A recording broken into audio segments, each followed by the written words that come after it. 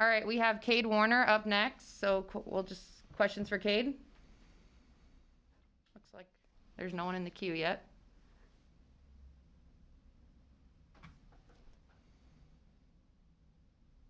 All right, Andrew Ward, go ahead. Hey, Kate.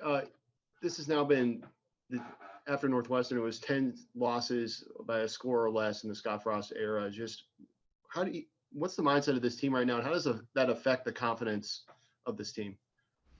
Yeah, and as you said, it's the 10th one. So I get this question a lot, and all I can say is that I trust the guys on this team, and I love the guys on this team, and we've worked so hard, and we've been training for so long that I trust us to be able to overcome this adversity.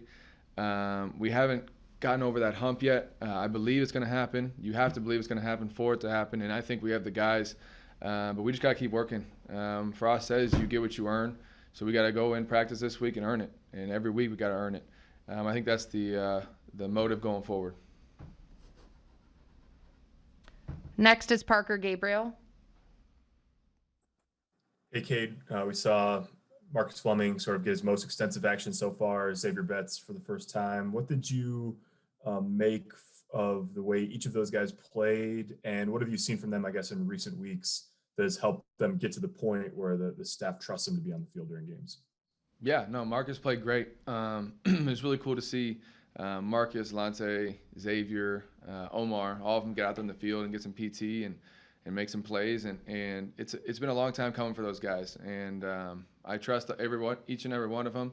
And it was finally cool to see them get out there and make plays. In the weeks coming forward, they've been preparing and getting ready because they know their chance is going to come. And so their chance was coming this week, and so they all got with me different times just to ask questions, go over plays, make sure they have it all down. Even from the day before the game, they were asking me questions just to make sure they had it all down, they had it all right, but they just wanted to double check. And so that attitude toward being perfect, I think, helped them all, and I think they all want to be great. And it's going to be awesome having them in our room, being able to get some PT going forward. And just as a quick follow-up, I think, when Marcus was being recruited, speed was really sort of the first thing that came up in conversation with him.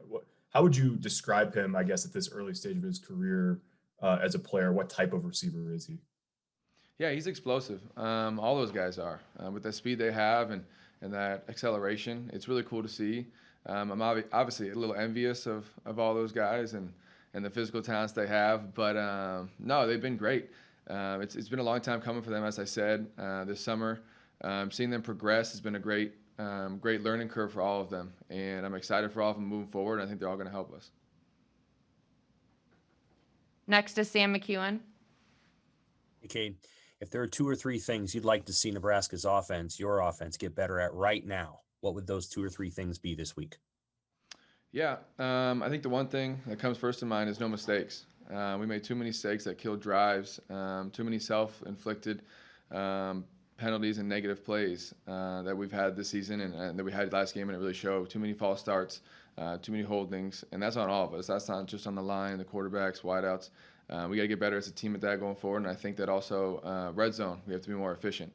When we get that close in scoring drives, either in the fringe red zone or up close, we got to finish those drives. We got to get points. We got to score more points.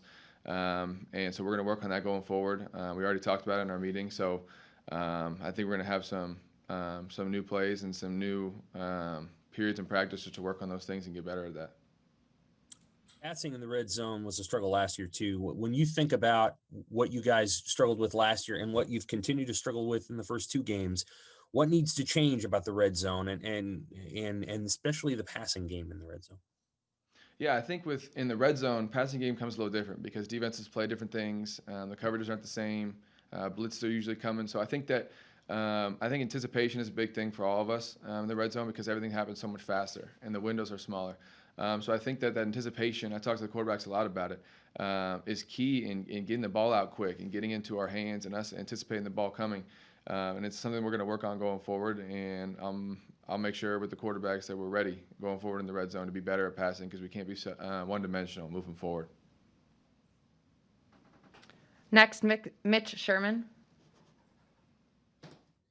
Hey, Cade, you talked about belief and believing it's going to happen. When you look around the offense right now, what do you think about guys and how much they're believing in the ability to get it done. Yeah. We'll start off with the wideouts as I usually do. Those are my guys. I think that Lubick, Wandale, and I, and a couple of the older guys have done a really good job building a culture in there that believes. Because if you don't have belief, you really don't have anything else. So I think that believing is the first key. Believing that you can be successful. Believing that you can make those plays. Believing that we're going to win these close games. And I think that belief starts for me in my room. And I think that we've worked hard over this summer, over this quarantine season, to start building that belief. And I think you see those young guys step in there and they make plays. We had some older guys get some PT for the first time, and they're making plays. So I think it starts from top to bottom in our room that everyone believes in, and then expand that to the whole team. I've talked to the leaders of every position group, and I think that moving forward, that if you don't have belief, you can't have anything else. And the fact that we've worked so hard to get to the point we're at, that you have to believe that the next step is coming. Or else you can't work any harder. So I think that we'll keep working, we'll keep moving forward, and we'll get over that hump, and we believe that we will. What's your belief right now in the quarterbacks to get it done? Oh, yeah, unwavering belief in both of them.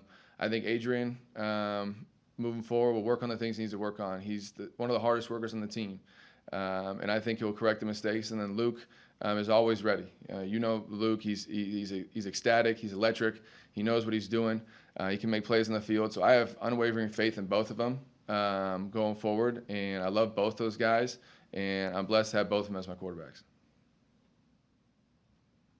Next is Brian Christopherson.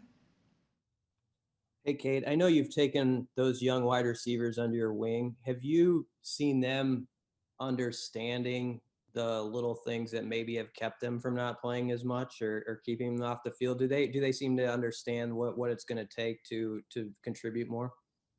Yeah, they know that they have all the physical attributes to play.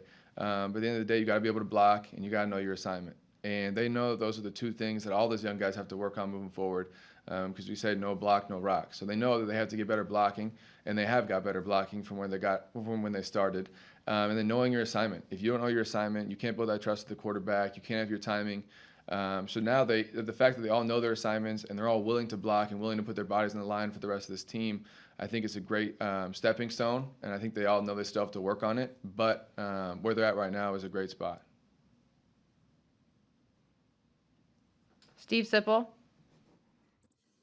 Hey, Kate, it was a little rough day for Adrian. What did you see from him today? And did you have any conversation with Adrian in the days since that game?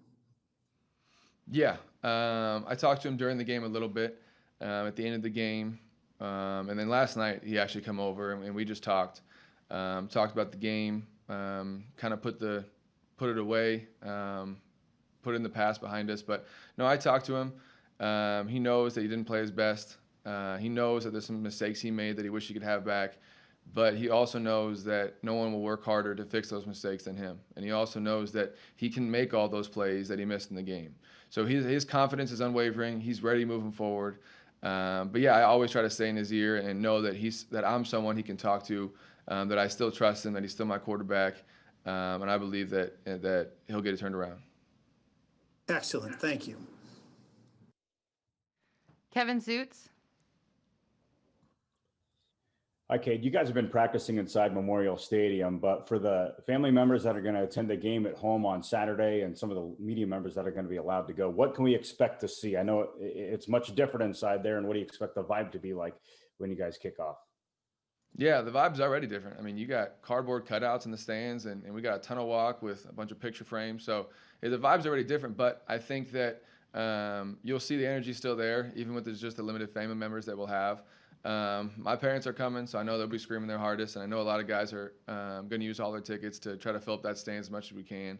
But the vibe's definitely going to be different, but we've already gone through 2 games with no fans, so we're used to it now. So it's going to be a nice change to have somebody cheering for us and in the stands with a little bit more energy, but we're ready for it. Awesome. Thank you, everyone. Thanks, Cade. We might have one more player. Otherwise, we'll have a short break before Coach Frost at 12:30. Thank you.